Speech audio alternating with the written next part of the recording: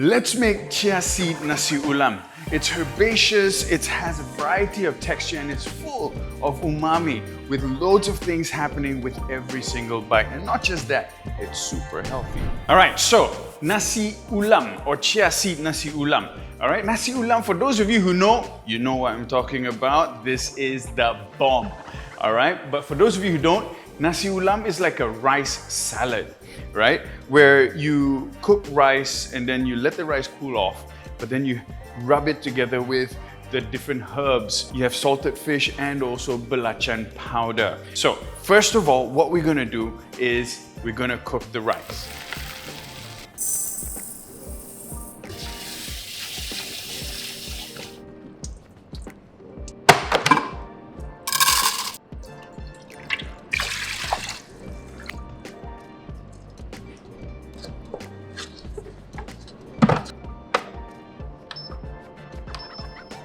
Now, once the rice is cooked off, what I like to do is I add the chia seeds at the end. You can add the chia seeds together with the rice and cook the rice, but I sort of want the chia seeds to maintain its sort of nuttiness. You get a bit of bite in the chia seed.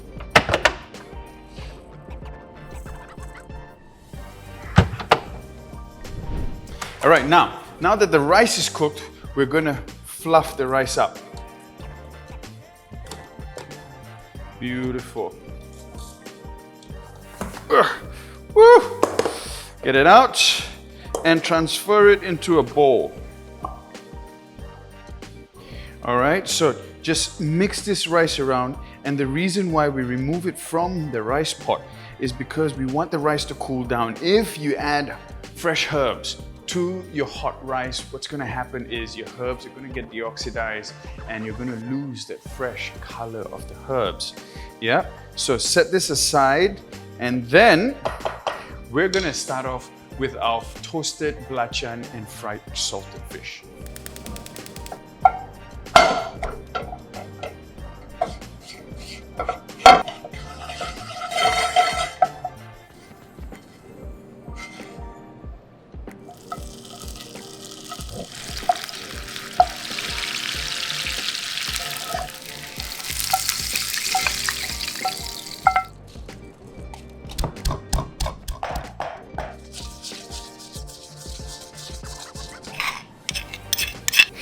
All right, so now that we're done with our belacan powder and our salted fish, I mean, look at this.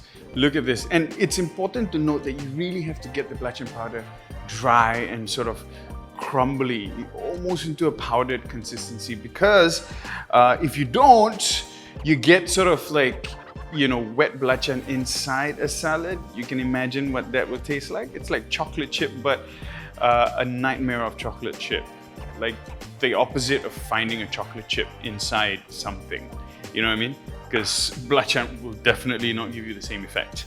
And now here, this is our salted fish, already pounded, fried and pounded.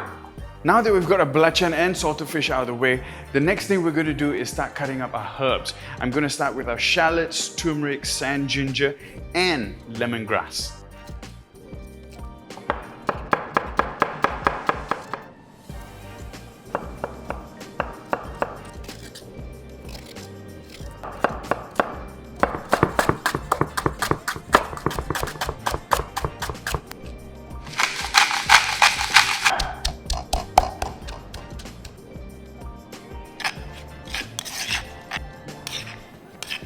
Now that we're done with our root herbs, I'm going to move on to start cutting up our fresh green herbs. I've got basil, I've got Vietnamese coriander, I've got turmeric leaves, I've got lime leaves, and also Ulam Raja. Not sure what that is in English, but it's something, it's good.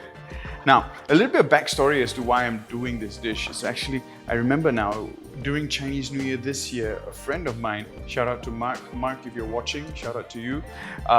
He made this really delicious nasi ulam, and for a house gathering that we all went to, and it was delicious.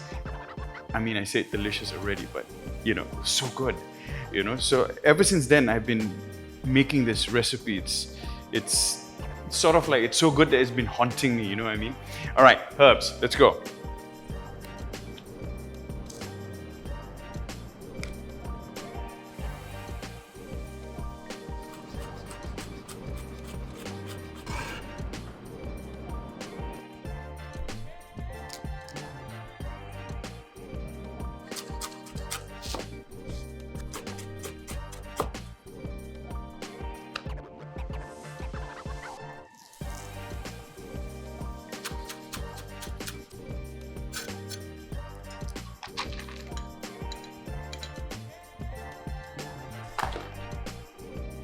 All right, so once we've got everything prepared, our herbs, our salted fish, I've added in some nuts in there, some nuts and dried fruits.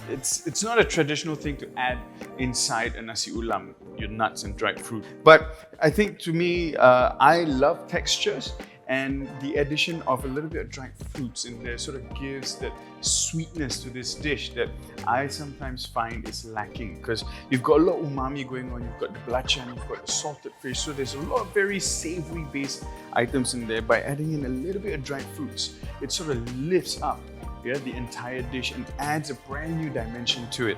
Now, traditionally though, they use hands. Remember, it is not a tossing together format. It is a rubbing together, because we want to make sure all that ingredients that we put in there sort of lend its effect to the other ingredient. You know what I mean? So put your hands in and just sort of, without destroying the rice, gently just rub everything in together.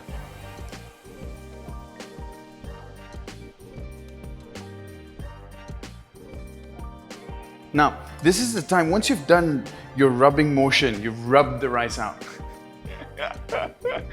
Sounds so wrong, man, but you know what I mean. You catch my drift. So give it a little taste.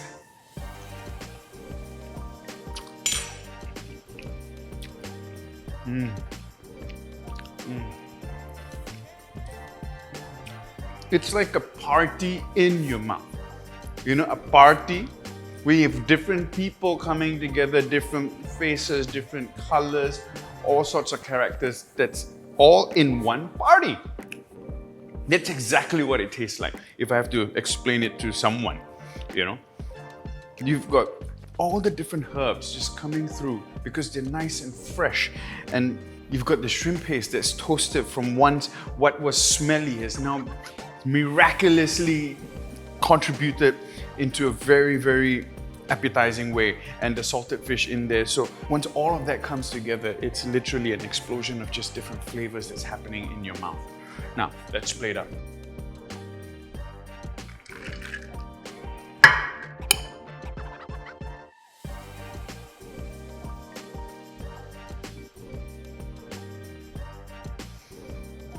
The smell itself, guys, of this dish. You get the Bunga Kantan, the ginger torch flower, the turmeric leaves, and the lime leaf, all the different herbs that we put in there. Just a whiff of this already wets my palate.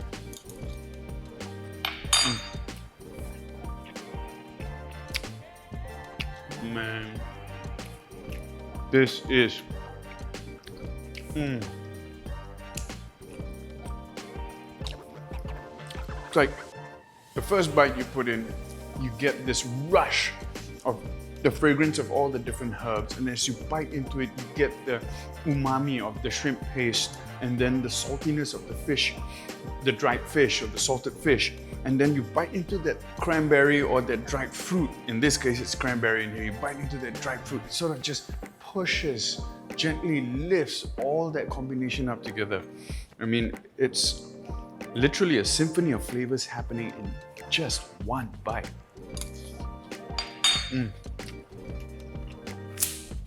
Man, absolutely delicious. I've made this dish in a way where it's not just about having good food, but also adding in a splash of health. By adding in the chia seed, it's loads of additional fiber that goes into our system that will help our gut and sort of, you know, help us live better, right? So this is one dish that not just tastes good, but actually also is really healthy for you, all right? Let me know, guys, your family traditional recipes of nasi ulam. If you don't mind, share it with me. I'd love to learn more about the different types of nasi ulam that's out there. Take care, adios. Oh, don't forget, click like, subscribe, share, hit that notification button so that you get an update when the next video is up, all right? Take care, guys, adios, love y'all, peace. Ciao.